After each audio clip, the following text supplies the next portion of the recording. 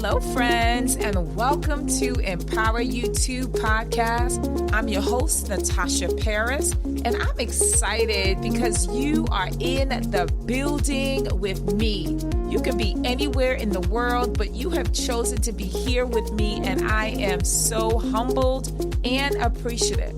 Let me tell you about this show. Each and every single week, we continue to empower you to greatness that is truly going to help you, whether you are a person that have experienced a heartbreak, have gone through a divorce, or have endured levels of trauma of any kind, or you're just a person trying to rebuild their life and themselves, and now you are finally ready to live a life full of abundance, joy, and peace, then this show is for you. So with that said, thank you again for being here.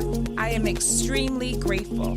I'm excited to be on this journey with you because together we are empowered for greatness. You ready? Let's go. Hello. It's your girl, Natasha Parris, a mental health therapist expert and the empowerment strategist. And I am super excited, as always, to welcome you to the Empower You 2 podcast. And I have the pleasure of having Dr. Shonda Harris-Muhammed, who is the executive director of BWEL. And she's also a school board member of the Richmond Public Schools. And we have the pleasure of having her on our show today, because today we are going to talk about what it is to be a woman in leadership in the C-suite when it comes to leadership and power. And what lessons have you learned from that? So that's what we're going to talk about today. So super excited. Let's go. Thank you so much for having me. Of course. Women supporting women, sisters supporting sisters. Absolutely. Is extremely important to me. So Thank you for the modest introduction. Yes. I am Dr. Shonda Harris-Muhammed. I am the current executive director of BWEL. Tell us a little bit about what BWEL is. Black Women Education Leaders. Oh, wow. We are intentional about supporting our sisters in leadership in the C-suite, as we have known to identify us. We also provide mentoring strategies, mentoring support for Black women aspiring leaders, for our teachers, for our Black women, our sisters currently serving in leadership roles such as the principalship, assistant principalship, superintendency, any executive level. This is amazing. Leadership position, but also we are ever mindful of those who are aspiring to be in those roles, because once we were in those roles, and I never shall forget for whence I've come. So it's very important that we are intentional about supporting Black women in those positions of leadership and leading others to greatness and excellence.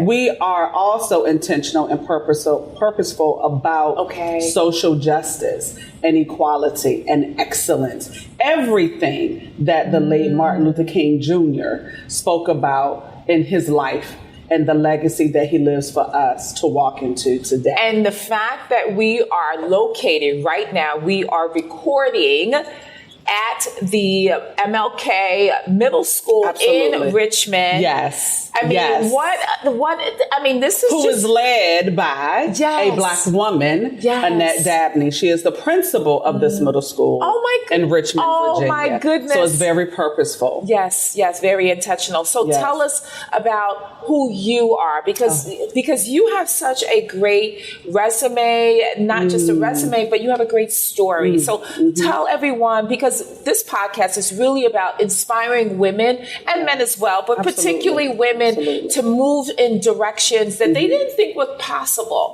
right? So talk about your journey and where you've come from and how did you get to where you are now, and then we'll go and delve in a little bit more. I'm a little Black girl from the country, Louisa County, small town cuckoo. Where's that located? In Louisa County.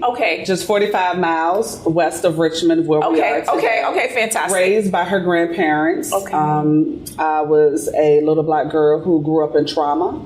A little Black girl who family members would probably be dead right now because of the trauma that I endured, but I had praying grandparents. I had a praying grandmother who prayed over my life, over my body. I am a Black woman who once wanted to take her own life. Did you really? So it is important for me to walk in my greatness. Yes. It is important for me to share the tragedies, the triumph out of the circumstances. Yes. It is important for me to continue to empower myself every day while empowering others and not apologize for whence I've come. And especially in light of what recently had just happened with Dr. Antoinette Bailey, the Vice President of Student Affairs at Lincoln University, who apparently took her life as a result of bullying and mistreatment. And that in itself is very, I mean, just saying it, you know, makes my heart sad, because here was this woman in the C-suite and took her life because she was being bullied at the level that she was in. So talk about that, right? Because you said that you come from trauma. You said that at one point you had suicidal ideation, which meant that you wanted to take your life. The trauma was so real. It was so real. Okay. And so first I want to start off by saying that my sister in leadership suffered in silence. And we can no longer and should no longer suffer in silence. And my heart aches because we've lost another one. Another one. Another one. And that is important to say. And we cannot cover it up. Mental health is real. Absolutely. Supporting Black women is real. Absolutely. And how we continue to live in silence is not okay. That's correct. It is not okay. Yes. It is hurtful. Yes. Walking in that story of your trauma and being bullied in the workplace happens. And so when we are strong enough to tell our stories, we need to be respected by what we've went through. And it cannot overshadow everything that we continue to face. So what did you face as you became this, woman doing amazing things, a woman in leadership, a woman leading other women?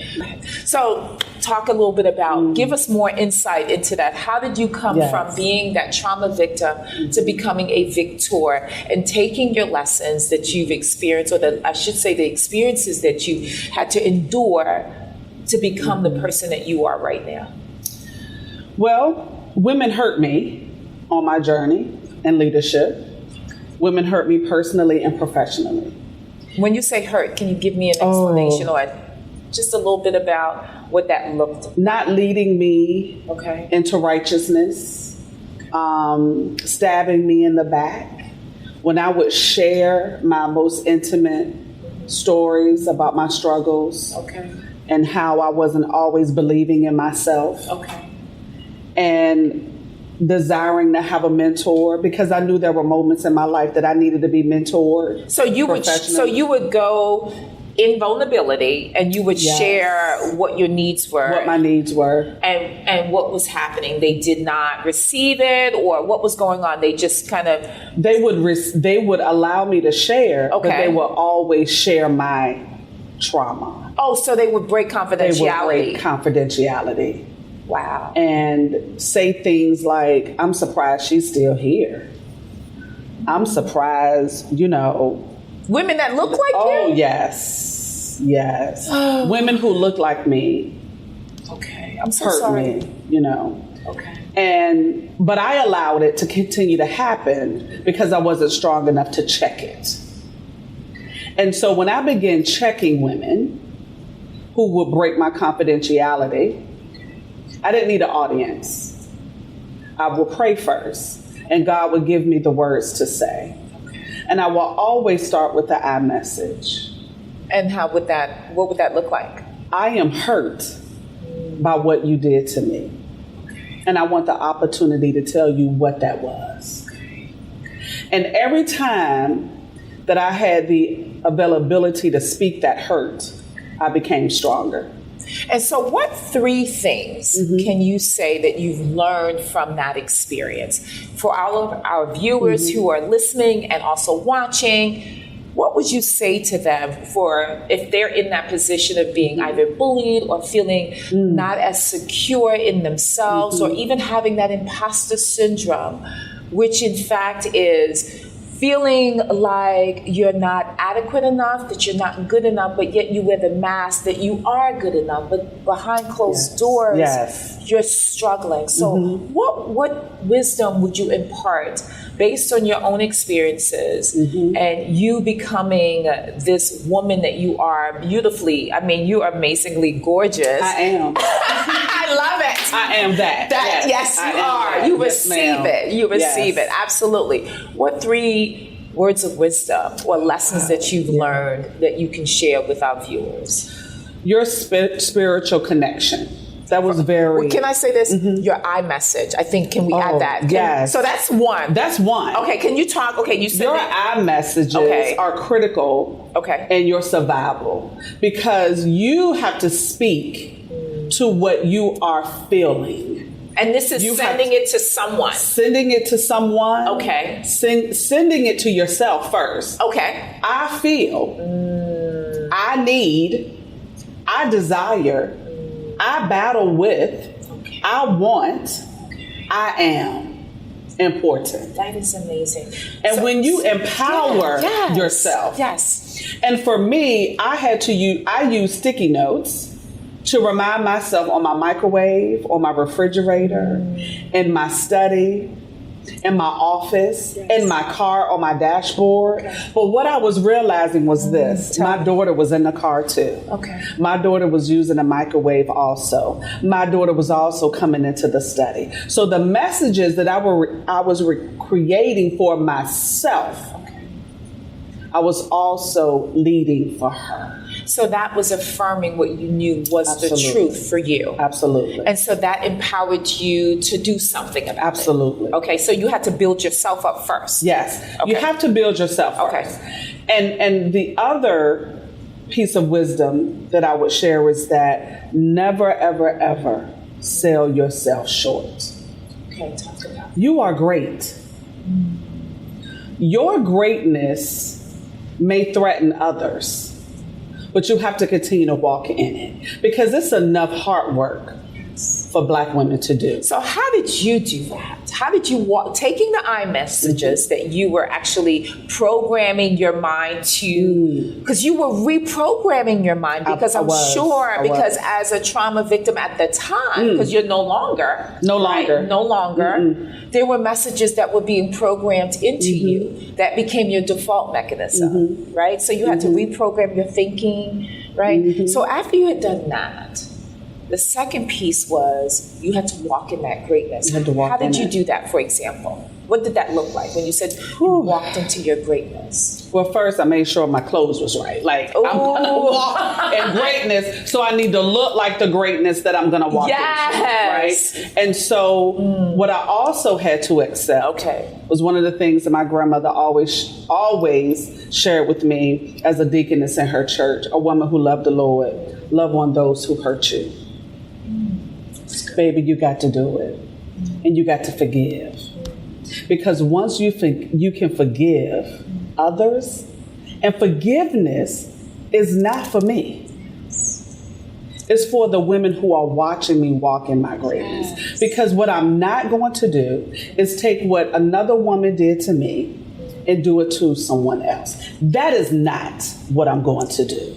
Amazing. And so I had to learn to forgive. Yes. And so when I spoke that forgiveness and I walked in that forgiveness, God said, not only am I going to bless you, but everyone who comes into your space will be blessed by you. Wow. And that's powerful. And that is so vital. It is. Right? We talk about this on my podcast on a consistent basis about forgiving. Oh, yeah. Right? Because unforgiveness is like a pile of rocks tied to your ankles. It's slavery. Yes. You are enslaving yourselves and yourself when you cannot forgive. Now, it is not excusing what someone has done to you. But in that, right, in that hurt, because hurt people. Absolutely. I no longer wanted to hurt people because of my hurt, right? So I had to learn how to face what was still hurting me and identify it. And once you identify, and that is not an overnight experience, right? This is over time. Okay. Right? I had to realize that I was hurting my husband by being a rape victim. And so once he shared that with me, baby, I'm not going to hurt you. I love you. Once I had to forgive myself. That's the key. Forgive yourself first. Forgive yourself first. Yes. But then with that, you have to learn to love yourself.